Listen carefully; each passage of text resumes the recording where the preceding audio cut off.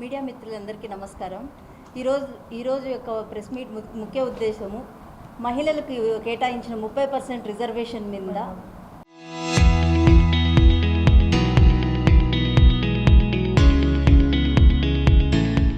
33% reservation మీద జరుగుతుంది. దీన్ని జగనన్న తరపున వైఎస్ఆర్ కాంగ్రెస్ పార్టీ తరపున మేమందరము సమర్థిస్తున్నాము. మేమందరం ఈరోజు ఈ బిల్లు ఈరోజు కొత్తగా వచ్చింది కాదు. నిజంగా చెప్పాలంటే జగనన్న నడిపిన 5 ఏళ్ల పరిపాలనలో 33 కాదు కదా 50% రిజర్వేషన్ ఇచ్చి ఒక కార్పొరేషన్ ఎలక్షన్స్ నుంచి స్థానిక సంస్థల ఎలక్షన్స్ అన్నిటిలోనూ మహిళలకు అత్యుత్తమైన స్థానాన్ని కల్పించింది జగన్మోహన్ రెడ్డి గారు.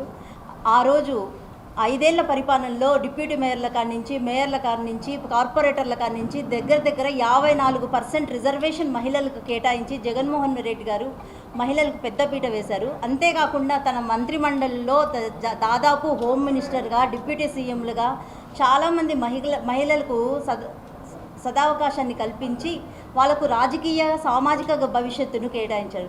దీనికి తోడు జగనన్న ఇంప్లిమెంట్ చేసిన చాలా వరకు పథకాలలో అమ్మఒడి కానీ, స్త్రీ చేయూత కానీ